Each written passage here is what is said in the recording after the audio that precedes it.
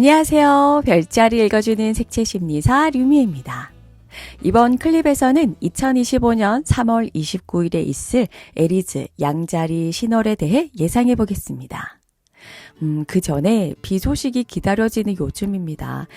저의 친할머니 댁이 경북 의성이거든요. 지금은 다들 안 계시는데 어렸을 때 매주 주말마다 의성에 내려가서 과수원 일도 도와드리고 흑구랑 백구, 진돗개 2마리를 키웠었는데 아빠랑 뒷산에 산책시키러 올라가기도 했었습니다.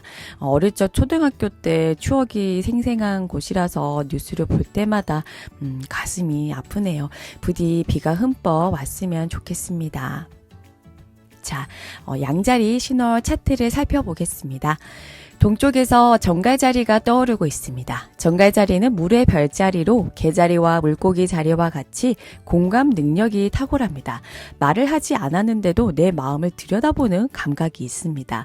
특히나 금성이 정갈자리에 있으면 연기나 예술 등 감정 표현을 심도 있게 하시는 분들이 저한테 많이 오시더라고요.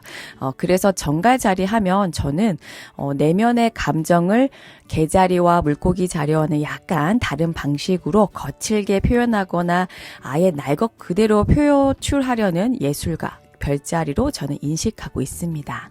더불어 내면을 꿰뚫어 본다라는 말이 어울리는 별자리도 정갈자리입니다. 19세기 무의식의 세계를 이론화한 정신분석학의 아버지 프로이트도 어센이 정갈자리인데 깊은 내면을 파고드는 집념은 누구도 따라올 수 없는 것 같습니다.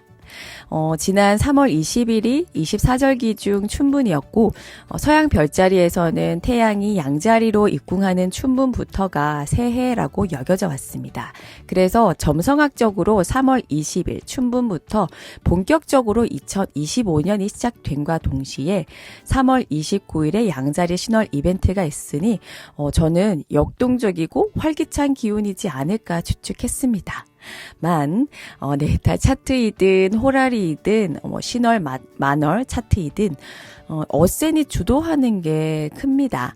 어센이 염소 자리나 물병 자리에 있으면 금성이 아무리 강해도 연애에 관심이 없을 수 있고요. 또 어센이 물고기 자리나 천칭 자리라서 갖은 고생을 하고 산전수전을 다 겪었음에도 불구하고 남들이 부잣집 막내딸로 보는 등 차트에서 어센이 차지하는 비중이 꽤나 큽니다. 그래서 차트를 열어보고 저는 깜짝 놀랐습니다. 방방 뜨는 활기찬 에너지일 것이라는 제 예상과 달리 이번 양자리 신월은 조용하게 지나가지 않을까 생각이 듭니다. 물론 어센으로 뜬 정갈 자리가 그렇게 온순한 별자리는 아닙니다.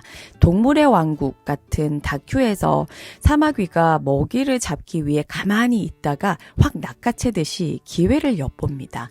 한 달이고 1년이고 10년이고 시간이 걸릴지라도 끝까지 먹이를 주시하고 종국에는 내 먹잇감으로 만드는 집요함이 있기 때문에 조용하고 얌전한 가운데서도 카리스마를 발휘하는 부분이 있으리라 예상됩니다. 반전이 있는 양자리 신월 차트를 보시면 정갈자리의 지배 행성이 화성인데 화성이 개자리를 지나고 있습니다. 화성의 성급하고 충동적이고 다혈질적인 성향을 차가운 물로 식힘으로 트리플리시티를 얻는다라고 하죠. 뜨거움을 식혀주기 때문에 화성이 물 별자리에 있으면 괜찮다라고 보지만 같은 물의 별자리라도 개자리에 화성이 있게 되면 펄한다고 해서 화성의 에너지가 손상을 입게 됩니다. 화성은 도전의식, 행동력, 두려워하지 않는 마음 등을 상징하는데 개자리는 모성의 별자리잖아요. 아이를 키우고 보살피고 반려견, 반려식물뿐만 아니라 동네 어르신들까지 사랑과 관심을 퍼주는 개자리에 화성이 들어가 있으니 화성도 화성답게 싸우지 못하고 달도 달답게 보듬어 줄 수 없게 되는 거죠. 별자리에서 디그니티를 얻는다. 이건 룰러십이라서 강하고 저건 펄해서 약하다라는 설명을 자주 들으실 텐데 한마디로 요약하자면 행성이 행성답지 않아서 기품을 잃어버린다. 그 행성만이 가지고 있는 카리스마나 강점 등을 제대로 발휘하지 못하기 때문에 안 좋다라고 이해하시면 되겠습니다. 그래서 이 정갈자리 어센의 화성이 개자리 양자리에 있으니 검을 제대로 휘두르지 못하고 머뭇머뭇하다가 경쟁자에게 자리를 뺏긴다거나 적의 공격을 받아서 위기에 처한다라고 할 수 있겠습니다. 화성이 두드러지면 공부를 하고 싶어도 돈을 벌어야 하는 상황에 맞닥뜨리게 되고요. 사무직보다는 현장에서 진땀을 흘리면서 고된 노동을 하게 됩니다. 더군다나 이번 양자리 신월 차트를 보면 화성과 토성이 아스펙트를 맺는데 화성과 토성의 만남은 아무것도 없는 사막, 황무지에서 한강의 기적처럼 혁혁한 성과를 거두게 됩니다. 그렇지만 밝은 만큼 그림자가 짙게 드리워진다고 경무에 시달리거나 끼니를 제대로 챙겨 먹지 못하고 주말에 쉬지도 못하고 또 뚜렷한 목적이 있기 때문에 그 목표에 달성하지 못하면 자신을 비난하고 채찍질하기도 합니다. 화성과 토성이 흉성이라고 하잖아요. 적을 무찌르기 위해서 휘두른 검이지만 그 검을 제대로 제어하지 못하면 내 몸에 상처를 입힐 수 있는 위험성도 있어서 화성과 토성을 흉성이라고 봅니다. 그러나 화성과 토성이 있어야만 이른바 고생 끝에 낙이 온다라는 속담처럼 고난과 시련을 겪은 자에게만 주어지는 포상이 반드시 주어지는 게 화성과 토성의 긍정적인 아스펙트라고 할 수 있겠습니다. 양자리 신월 정리하자면요. 첫째, 몇 개월 전부터 이어져 온 일들을 처리하느라 봄이 왔지만 봄을 만끽할 수 없는 분들이 많겠습니다. 화성이 계자리에 있기 때문에 프로젝트가 예고한 일정보다 딜레이가 된다거나 대금을 받기로 했는데 제때 못 받거나 국내외 사정으로 추진했던 일들이 잠시 중단되는 경우가 발생합니다. 하지만 토성과 트라인, 길각을 맺으니 당장은 외부적으로 확 드러나고 주목할 만한 실적을 기록하지 못하지만 정갈자리처럼 차근차근 꾸준하게 집요한 근성을 발휘한다면 어느 사이엔가 결과물을 손에 쥘 수 있으리라 보여집니다. 둘째, 수성이 현재 양자리에서 역행 중이고 3월 30일이면 해왕성이 양자리로 입궁합니다. 해왕성은 무겁고 공전 주기가 길어서 12별자리 한 바퀴를 도는데 168년이 걸리고 한 별자리당 체류하는 기간은 약 14년입니다. 그렇지만 해왕성이 연내에 몇 차례 역행하기 때문에 본격적으로 양자리로 입궁하는 시기는 2026년입니다. 명왕성도 물병자리에 입궁한 게 지난 2024년 11월 말이었는데요. 이 천해명이 다른 별자리로 이사를 간다는 건 시류가 바뀐다라고 할 수 있어요. 문학적으로 표현하자면 뺨을 스치는 바람의 온도가 달라졌다라고 하듯이 해왕성이 이 양자리로 입궁함에 따라 개인에게 직접적인 영향이 끼치는 건 아니지만 단체나 조직, 국가나 전 지구적으로 에너지 흐름이 바뀔 수 있습니다. 그래서 시행착오를 많이 겪게 될 것 같아요. 수성도 역행 중이라 원인과 결과가 분명하지 않고 예측 불가능한 이슈에 나의 맑은 정신이 흐려질 수 있고 그에 따라 당시에는 올바른 판단이라고 생각했지만 지나고 나니 뒷감당이 안 되는 일을 저지르게 된 셈이죠. 특히나 해왕성은 경계를 모호하게 만드는 행성이기 때문에 여태까지 고수했던 기준이나 규칙 등이 무너질 수 있습니다.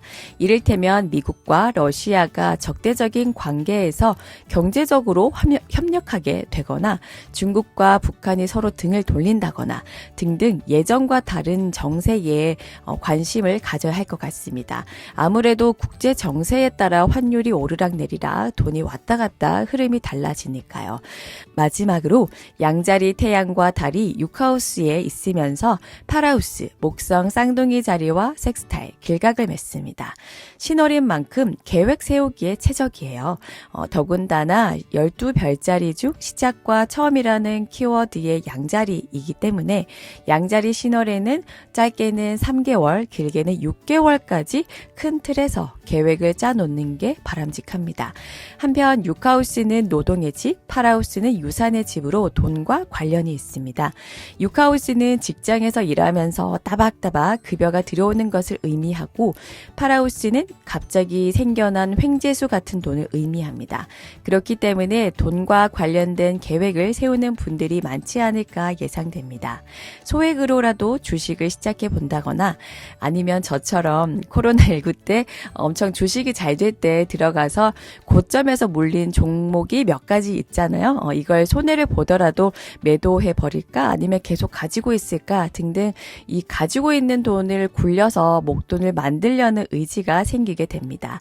또는 퇴직금을 중간 정산받아서 집 대출금을 상환한다든지 돈과 관련된 계획을 세우고 양자리처럼 발빠르게 행동하는 기간이 되겠습니다.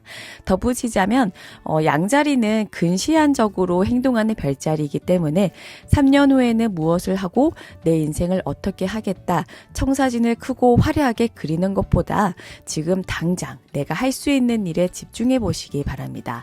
저는 그날 투두 리스트를 작성해서 한 줄씩 삭제해가는 희열감이 좋더라고요. 여러분도 양자리 신월 기간에 재테크와 관련된 계획을 세우되 내가 당장 할 수 있는 목표를 수행하면서 성취감을 만끽해 보시기 바랍니다.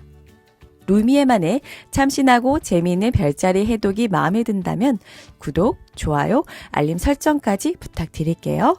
그럼 오늘 하루도 풍요롭게 보내시기 바랍니다.